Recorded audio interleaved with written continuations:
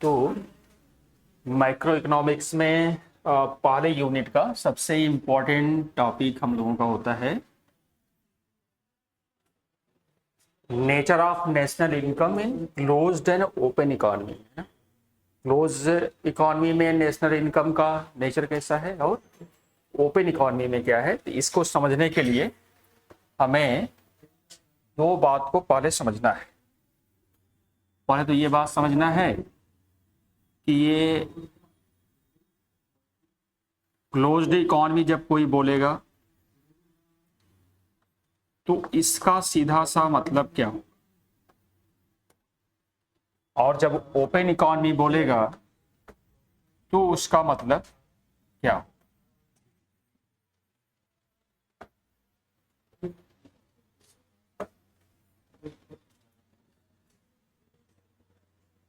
Basic economics जब आप पढ़ते हैं तो उसमें यह बात होता है कि इकोनॉमिक्स में कुल मिलाकर के सेक्टर्स होते हैं और सेक्टर्स में 4 सेक्टर मुख्य रूप से होते हैं। कितने सेक्टर होते हैं? 4 सेक्टर होते हैं। एक इंडस्ट्रियल क्लासिफिकेशन होता है, वहां 3 सेक्टर होते हैं, तो वो अलग है। और एक सेक्टर ऑफ द इकोनॉमी होता है, वो अलग चीजें होती हैं। तो इंडस्ट्रियल क्लासिफिकेशन में क्या है कि वहां पर इंडियन इकोनॉमी जब पढ़ा जाता है तो सारी इकोनॉमी को एक जो है नेचर वाइज उसको एक समराइज किया जाता है। तो इसलिए primary sector, secondary sector, tertiary sector आता है। इसको हम लोग इकोनॉमिक्स की टर्मिनोलॉजी में इंडस्ट्रियल क्लासिफिकेशन में सेक्टर क्या होता है ये बात पढ़ते हैं। जब कॉन्सेप्ट ऑफ इकोनॉमिक्स की बात करते हैं, जहां पर चीजों का प्रोडक्शन, डिस्ट्रीब्यूशन और उसके बाद कंजप्शन, इसको लेके चलते हैं, तो वहां पर बेसिक रूप से 4 सेक्टर होते हैं। तो पहला सेक्टर जो होता है उसको हम लोग कहते हैं प्रोडक्शन सेक्टर। क्या बोलते हैं? प्रोडक्शन सेक्टर बोलते हैं। प्रोडक्शन सेक्टर का मतलब सीधे सीधे वहां जहां पर उत्पादन की क्रिया होती है उसको हम क्या बोलेंगे? प्रोडक्शन सेक्टर बोलेंगे। जब प्रोडक्शन सेक्टर हो जाता है तो उसके बाद डिस्ट्रीब्यूशन सेक्टर आता है। ठीक है, डिस्ट्रीब्यूशन सेक्टर।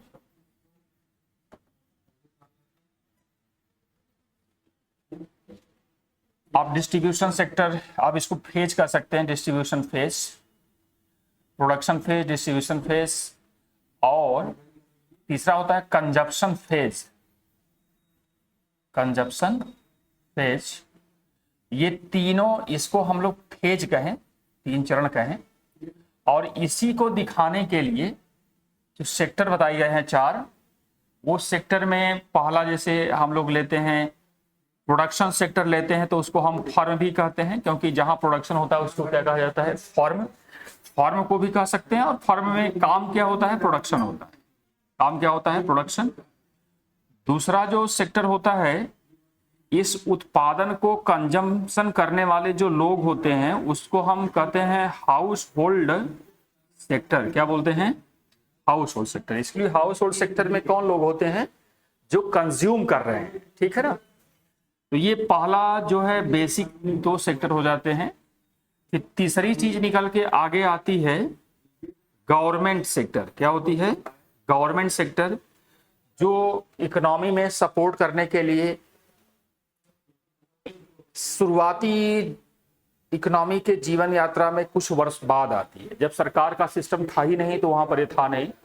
तो जब सरकार का सिस्टम डेवलप हुआ, डेमोक्रेटिक सिस्टम आया, तब ये शुरुआत हुआ। तो इस पहला सेक्टर हमको क्या बोलते हैं?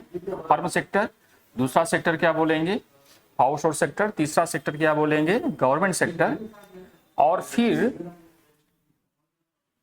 इसके बाद एक चौथा सेक्टर आता है जिसको हम बोलते हैं फॉरेन सेक्टर। क्या बोलते हैं? फॉरेन सेक्टर बोलते हैं, विदेश क्षेत्र। यानी जब अपने देश की इकोनॉमी में सारा काम हो जाता है तब उसको हम अपने देश से बाहर सरप्लस प्रोडक्शन करके एक्सपोर्ट करते हैं, है ना? तो ये 4 सेक्टर कुल मिलाकर के इकोनॉमिक्स की दुनिया में शामिल किए जाते हैं। और इस 4 सेक्टर को 3 फेज में देखा जाता है। तो फेज का नाम लेगा तो कितना लिया जाएगा? 3। और सेक्टर का नाम लिया जाएगा तो कितना लिया जाएगा? 4। ठीक है। अब बात यहां पर ये होती है कि क्लोज्ड और ओपन इकोनॉमी का संबंध कैसे है? तो ध्यान ये रखना है, जिस भी इकोनॉमी में ये जो तीन हैं, ये तीन सेक्टर शामिल होते हैं केवल, उसको हम क्लोज्ड इकोनॉमी बोलते हैं, है ना। और जिसमें चारों सेक्टर शामिल होते हैं उसको हम क्या बोलेंगे? Open economy. तो एक तरह से ये कह लिया जाए इस बात को समझने के लिए कि चार सेक्टर में हम अपने डोमेस्टिक इकोनॉमी में ही प्रोडक्शन का, फिर उसके कंजप्शन का, और गवर्नमेंट के द्वारा जो सपोर्टिंग काम हो रहा है, इसी को लेकर के हम इकोनॉमिक एक्टिविटीज का काम करते हैं, तो उसको बोलेंगे क्लोज इकोनॉमी। क्या बोलेंगे? Close economy. विदेश के किसी भी एक्टिविटीज से हमारे देश की इकोनॉमी का कोई लेना देना नहीं है। ना तो हम विदेश को कोई चीज बेचेंगे, ना तो विदेश से कोई चीज लेंगे। अपने ही देश में प्रोडक्शन करना है, अपने ही देश में सेल करना है, अपने देश में परचेज करना है, तो ऐसे इकोनॉमी को क्या बोला जाएगा? क्लोज।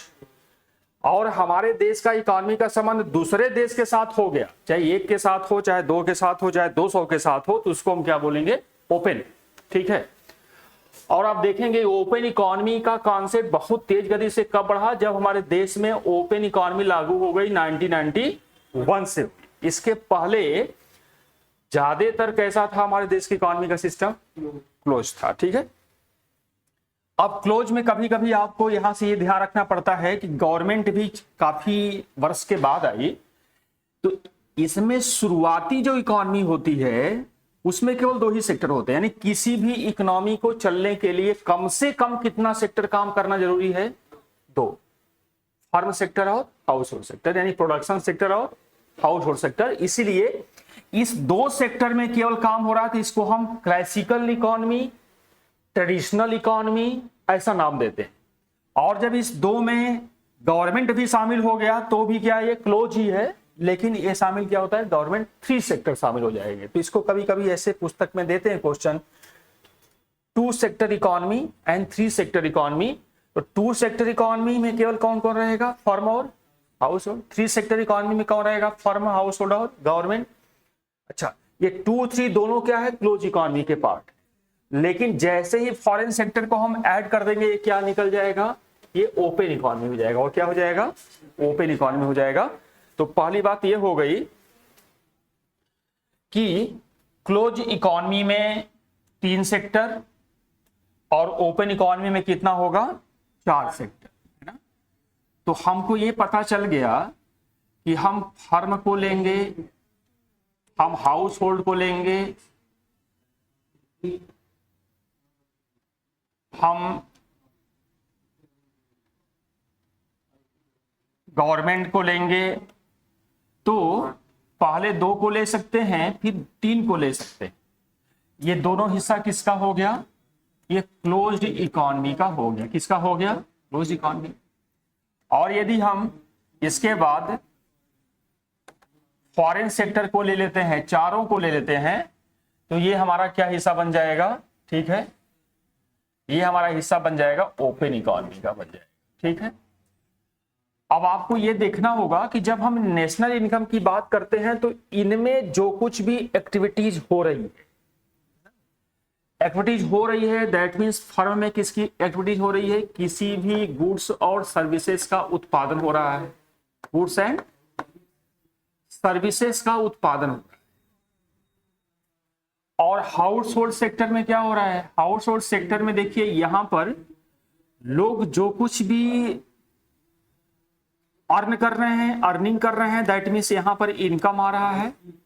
और ये लोग क्या कर रहे हैं? एक्सपेंडिचर कर रहे हैं, यानी कमा रहे हैं और फिर कमा के उसके बाद खर्च कर रहे हैं।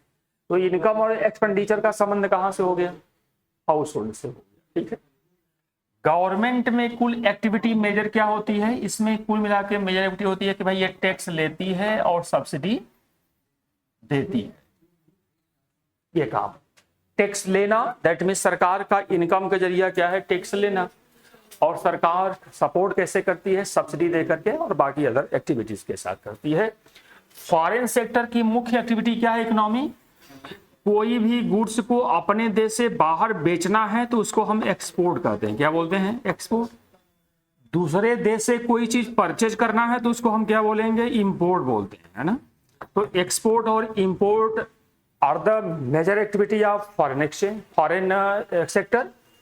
Taxation and subsidies are the major activities of the government sector, ठीक है। Income and expenditure are the major activities of household sector. Goods services production, ये क्या हो गया, activity of the firm sector, ठीक है। अब नेशनल इनकम की बात करते हैं। जब इतनी बात हमको समझ में आ रही है तब ये सोचते हैं कि नेशनल इनकम का बेसिक कॉन्सेप्ट क्या है, इसको जरा हम लोग जो पढ़े हुए हैं उस पर आते हैं। नेशनल इनकम की जब बात किया जाता है तो सीधे सीधे ये बात किया जाता है कि जो हमारी इकॉनमी है उस इकॉनमी में व्यक्ति के पास इनकम कैसे आता है। तो इनकम के आने का सबसे पहला जो सोर्स है जानने का वो कौन सा सेक्टर है, प्रोडक्शन सेक्टर है। कौन सा सेक्टर है, प्रोडक्शन सेक्टर। और प्रोडक्शन सेक्टर में हो क्या रहा है, गुड्स और सर्विसेज का प्रोडक्शन हो रहा है ना। अब इस गुड्स और सर्विसेज का जो प्रोडक्शन हो रहा है तो हम ये इसी को जानने की कोशिश करते हैं कि किसी भी एक देश की बात लेते हैं, सपोज हम इंडिया की बात लेते हैं, तो एक देश में जो हमारा 1 अप्रैल से लेकर के 31 मार्च की जो बात होती है इसी को हम फाइनेंशियल ईयर कहते हैं। और इस एक साल में जो हमारा जो ये डोमेस्टिक टेरिटरी है, जो देश का सीमा है, इसमें रहने वाले जो रेजिडेंट्स हैं, कौन है, रेजिडेंट्स है, निवासी, उस निवासी के द्वारा जो ये गुड्स और सर्विसेज बनाई गई हैं उसका कहा जाता है कि फाइनल गुड्स और सर्विसेज कितना बनाई गई है ना। और जो बनाई गई हैं उसी का हम क्या करते हैं, मॉनेटरी वैल्यू यूज करते हैं। क्या करते हैं, मॉनेटरी वैल्यू। दैट मीन्स हमने एक साल में 100 मार्कर बनाया और बना करके उसी को बेचेंगे तो वही हमारा इनकम हो जाएगा। तो हमारे देश में एक साल में हमारे देश के रहने वाले निवासी कुल फाइनल गुड्स और सर्विसेज कितना बनाए, जिसको बना करके वो मॉनेटरी वैल्यू में उसका मेजर करते हैं कितने रुपए का बनाए, क्योंकि जितना बनाए हो उतना ही बेचोगे, ठीक है। अब जैसे ही मॉनेटरी वैल्यू को ये क्या करते हैं, सम कर देते हैं, टोटल कर देते हैं, इसी sum total monetary value, sum total monetary value of final goods and services produced by normal residents of the country, ठीक है, with in a financial year, इसी को हम लोग एक नाम देते हैं जिसको कहा जाता है जीडीपी। क्या बोलते हैं, जीडीपी। तो एक्चुअल में नेशनल इनकम जो हमारा बनता है उसका पहला जानने का स्रोत क्या होता है कि हमारे देश का जीडीपी क्या है। वो जीडीपी कैसे पता करेंगे, जीडीपी का मतलब हो गया कि हमारे एक देश में या हमारे देश में उस देश की सीमा में रहने वाले लोग एक साल में जितना फाइनल गुड्स और सर्विसेज बनाए हैं उस बनाई हुई गुड्स और सर्विसेज का मॉनेटरी वैल्यू क्या है, आप उसको टोटल करके हमें बता दो, वही हमारे देश का क्या है, इनकम है। क्योंकि हमें पता है कि हम 5 रोटी बनाए हैं आज दिन भर में, तो 5 ही को बेच करके हम क्या करेंगे, पैसा कमाएंगे।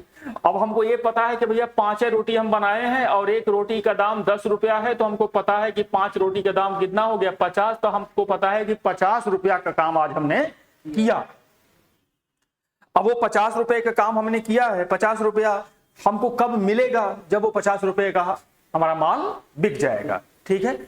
तो महत्वपूर्ण ये बात होती है कि हम जब देश की इनकम को चेक करते हैं तो चेक करने का सबसे पहला तरीका क्या है, ये प्रोडक्शन है। दैट मीन्स हम कितना प्रोडक्ट रेडी कर दिए एक फाइनेंशियल ईयर में, उसी को हम कहते हैं नेशनल इनकम का पहला तरीका। इस बात को जानना कभी कभी होता है, चलो एक तरीका तो ये हो गया है ना कि भाई अब हम देखेंगे कि हाउस होल्ड सेक्टर में कितना बात आया, प्रोडक्शन सेक्टर में कितना आया, गवर्नमेंट सेक्टर में कितना आया। तो ये केवल कहां से हम लोग जाने, प्रोडक्शन सेक्टर से। किससे जाने हैं, अब कहते हैं चलो इससे तो पूरा कंप्लीट पता नहीं चल पा रहा है, तो दूसरा क्षेत्र फिर पकड़ते हैं। कौन सा पकड़ते हैं? अब दूसरा पकड़ते हैं, ठीक है। अब यहां से हम लोग आते हैं जरा कि जो लोग पैसा कमा रहे हैं हाउस होल्ड सेक्टर, उसको हम कहते हैं अब प्रोडक्शन से नहीं चलेंगे, कहां से चलेंगे? इनकम से चलेंगे। कहां से चलेंगे? इनकम से चलेंगे, ठीक है ना। तो आप देखेंगे कि जो काम किया होगा वो काम के बदले क्या लिया होगा? पैसा लिया होगा। तो अब ये पता करना काम किया किसने है, ठीक है। तो हम लोग इकोनॉमिक्स के क्राइटेरिया में जानते हैं काम करने वाले कुल मिलाकर के 4 ही लोग होते हैं। कितने लोग होते हैं? 4 लोग होते हैं। 4 लोग कौन कौन होते हैं? तो हमको पता है कि एक लैंड होता है, लेबर होता है, कैपिटल होता है और एंटरप्रेन्योरशिप होती है। ये 4 लोग काम करते हैं और इसी 4 लोगों को काम करने से हमें क्या मिलता है? प्रोडक्शन मिलता है। और इस 4 लोग अपने काम का रिटर्न लेते हैं। तो लैंड जो लेता है वो क्या करता है? रेंट लेता है। लेबर क्या लेता है? वेजेज लेता है। कैपिटल क्या लेता है? इंटरेस्ट लेता है। और एंटरप्रेन्योरशिप को क्या मिलता है? प्रॉफिट मिलता है। प्रॉफिट मिलता है ना। अब इसका मतलब क्या हो गया कि ये चारों चीजों को हमको ठीक से पता चल जाए और हम इस चारों को जोड़ के निकाल सकते हैं कि हमारे देश का इनकम कितना हुआ, क्योंकि टोटल मामला यही। लेकिन अब इसको थोड़ा सा जब हम लोग पढ़ेंगे मेथोडोलॉजी में तो उसको थोड़ा सा डिस्क्रिप्टिव पढ़ी जाती है, लेकिन बेसिक कॉन्सेप्ट पहले जानने की जरूरत है। कुल मिला के इनकम प्रोडक्शन से हम कैलकुलेट करें, इनकम से हम कैलकुलेट करें, या इनकम हो गई तो लास्ट क्या बचता है कि कमाए हो तो कहीं ना कहीं तो खर्चा करोगे ही, हम खर्चा को देख लें तो भी पता चल जाएगा, ठीक है। तो इनकम से कैलकुलेट करने के लिए यही 4 चीजें हैं। इसी 4 चीजों को थोड़ा सा जब मेथड की बात आती है तो थोड़ा इसको सुंदर तरीके से डिस्क्रिप्टिव तरीके से इसको एक एक बात को बताई जाती है कि कहां कहां पर कैसे कैसे ये कैलकुलेट किया जाता है ना ऑफिशियली, तो और अच्छा हो जाता है। लेकिन बेसिक कॉन्सेप्ट क्या है? इतना ही है कि यही चारों चीजों को लेके चला जाता है, ठीक है।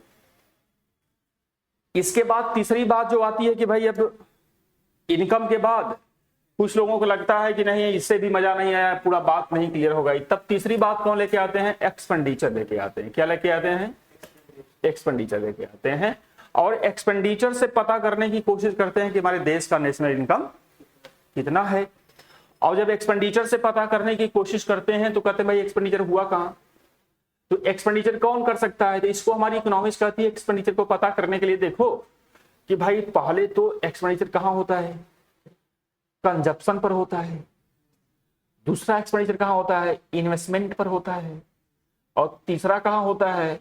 जो ये एक्सपोर्ट इंपोर्ट करते हैं ना वहां होता है, जिसको हम कहते हैं export plus import equal to कहते हैं नेट एक्सपोर्ट। क्या बोलते हैं?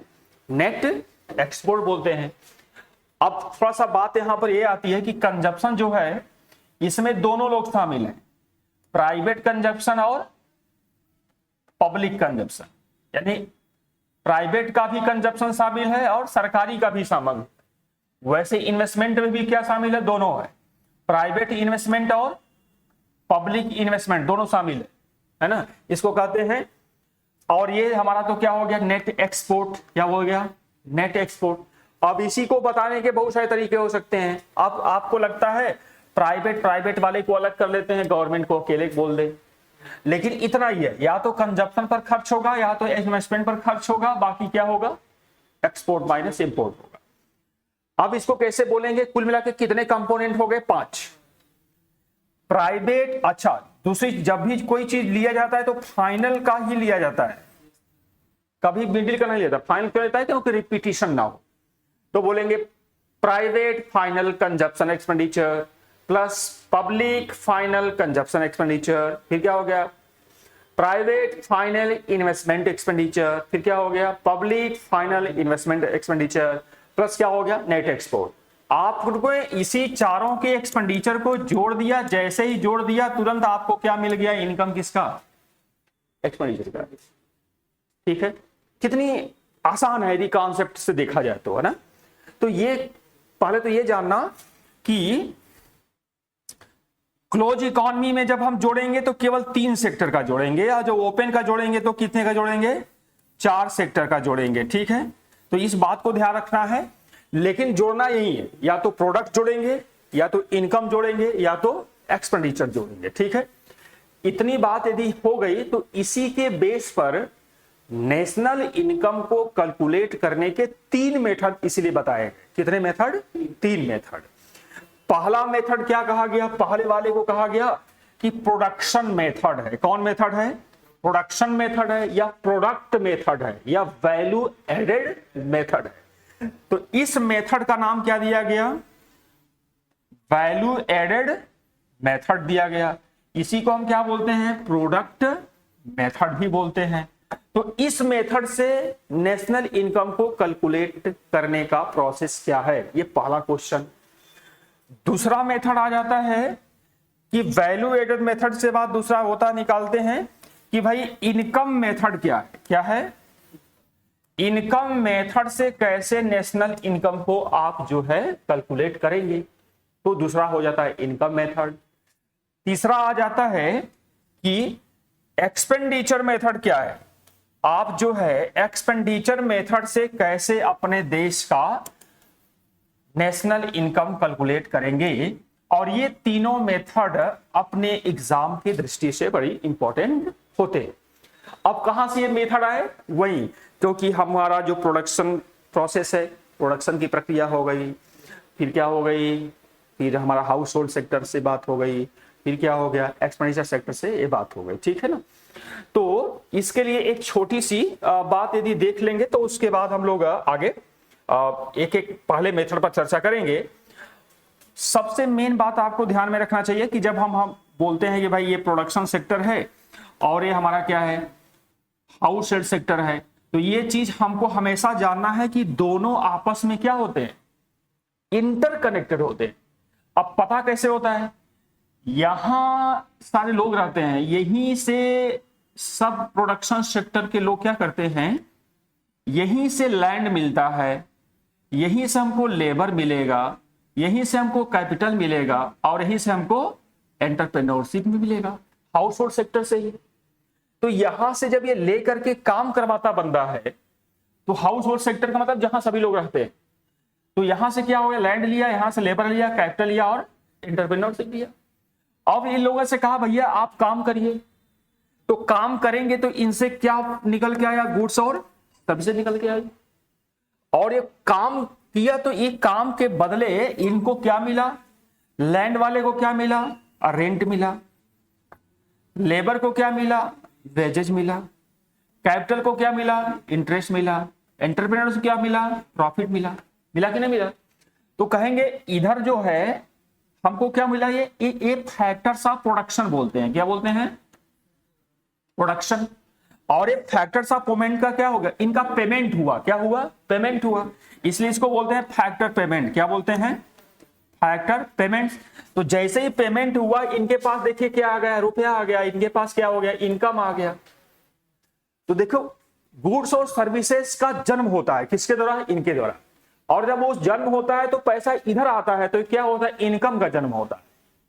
तो इनकम कैसे जनरेट हो रही है, इनकम इन चारों के माध्यम से जनरेट हो रही है। जब तक आप कुछ न कुछ जमीन या कुछ न कुछ कमरा किराए पर नहीं देंगे, आपको पैसा नहीं आएगा। यदि कुछ श्रम नहीं करेंगे तो पैसा नहीं आएगा, पैसा इन्वेस्ट करेंगे तो पैसा नहीं आएगा, रिस्क नहीं उठाएंगे तो पैसा नहीं आएगा।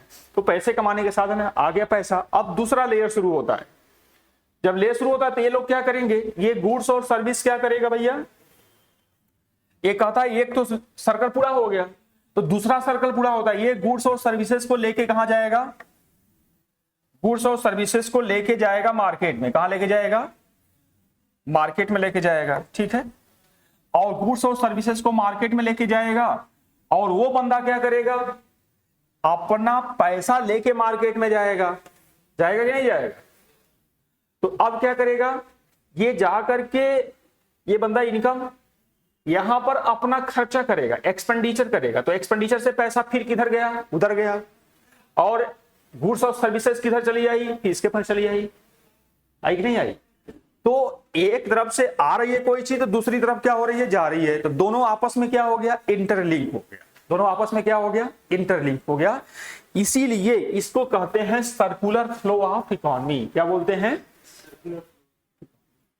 और कहीं इकोनॉमी में गड़बड़ी होती है तो इसी फ्लो में गड़बड़ी होती है। फ्लो में गड़बड़ी हो गई तो कुल मिला के इकोनॉमी की ग्रोथ क्या हो जाती है, कम। और फ्लो जितना तगड़ा और जितना साफ सुथरा रहेगा इकोनॉमी उतनी क्या रहेगी, तेज गति से बढ़ेगी। ठीक है ना। तो ये बात को समझना है कि जब 2 सेक्टर में ऐसा फ्लो हो रहा है तो ऐसे ही 3 सेक्टर में फ्लो होता है और चौथे सेक्टर में भी फ्लो होता है। सब आपस में क्या करते हैं, इंटरकनेक्टेड है, सबका आपस में क्या होता है, फ्लो होता रहता है। और फ्लो में किसी एक जगह कोई दिक्कत पैदा हुई तो पूरी जगह को क्या करता है, प्रभावित करता है। वैसे ही जैसे हमारा ब्लड का फ्लो चल रहा है, हम स्वस्थ दिख रहे हैं, एक जगह भी ब्लड का फ्लो गड़बड़ाया तो हमारी शरीर क्या हो जाती है, बीमार हो जाती है। वैसे यहां पर गुड्स और सर्विसेज और एक तरफ मनी का फ्लो गड़बड़ाया तो फिर क्या हो जाएगा, दिक्कत हो जाएगा। और हम जानते हैं कि गुड्स और सर्विसेज के फ्लो को हम रियल फ्लो के नाम से जानते हैं। किस नाम से जानते हैं, रियल फ्लो के नाम से जानते हैं। और जब मनी इधर से उधर जा रही है तो इनकम का फ्लो को हम क्या कहते हैं, मनी फ्लो के नाम से जानते हैं। किस नाम से, मनी फ्लो से। तो आप क्या कहेंगे, यदि रियल फ्लो उधर से इधर आ रहा है तो मनी फ्लो इधर से उधर जाएगा। यानी आपने समोसा उधर से इधर लिया तो आपका पैसा इधर से उधर गया, तो समोसा आ रहा है तो रियल फ्लो आ रहा है और उसके बदले हमारा मनी फ्लो उधर जा रहा है। आप ज्यादा समोसा लेंगे तो मनी उधर ज्यादा जाएगा, ठीक है, और कम समोसा लेंगे तो मनी कम जाएगा। तो ये फ्लो जितना तेज होगा ग्रोथ उतना तेज होगा। तो कुल मिलाकर के इसीलिए आदमी देखते हैं जितने विकसित देश होते हैं वो खाने पीने खर्चा करने में बहुत माहिर होते हैं, तभी वो विकसित होते हैं। अब पता चला कि अब 10 रुपया रखे हुए जेब में है, अब समोसा के पास गए, वो समोसा को देख करके चले आए, है ना, तो समोसा इधर भी नहीं आया और पैसा उधर भी नहीं गया। ऐसे देश के हैबिट वाले लोगों की इकोनॉमी क्या हो जाती है, डाउन हो जाती है। पैसा जहां है वही है, समोसा जहां है वही है, ठीक है। तो ऐसे ही ग्रोथ रेट क्या हो जाएगा, कम। ट्रांजैक्शंस ऑफ एवरीथिंग, है ना, ये चीज जरूरी होती है। तो ये हैबिट जहां पर जितना विकसित होती है उस देश की इकोनॉमी को उतना ही विकसित माना जाता है, ठीक है। इसलिए कहा जाता है कि लोगों के अंदर कमाओ और खर्च करो वाली आदत होनी चाहिए। कमाओ और रखो वाली आदत रहेगी तो देश की इकोनॉमी नहीं बढ़ेगी। लाइफ का मतलब यह है सांस को लेना और सांस को देना, दोनों काम से लाइफ चलती है। तो पैसे को लेना और पैसे को देना दोनों सब चलेगा तब काम चलेगा। ले ले ले ठीक है तो काम गड़बड़ हो जाएगा, ठीक है। केवल देना पॉसिबल नहीं है और केवल लेना पॉसिबल नहीं है। तो इकोनॉमी का ये बेस रूट है। ये इतना यदि बात समझ में आ गई तो उतने भी कॉन्सेप्ट है उसको समझना क्या हो जाएगा, इजी। अब इस तरीके से हम लोग अगला टॉपिक डालेंगे जिसको हम लोग समझेंगे नेक्स्ट वीडियो में, जिसका काम है process of production method, process of income method, process of expenditure method. तो कॉन्सेप्ट क्लियर हो गया, ठीक है, कि यही 3 मेथड से हम कैलकुलेट करेंगे। अब कैलकुलेट करने का पहला स्टेप क्या होता है, दूसरा स्टेप क्या होता है, तीसरा स्टेप क्या होता है, कौन सी चीज को ध्यान में रखते हैं, कौन सी चीज को बिल्कुल ध्यान में नहीं रखते हैं, ये बात को जान लेने से क्या हो गया, अब उसका गणितीय प्रक्रिया पता चल जाएगी। तो सारा काम क्या हो गया, फिट हो गया। तो आज की बात इतना ही, फिर मिलते हैं नेक्स्ट में। Thank you.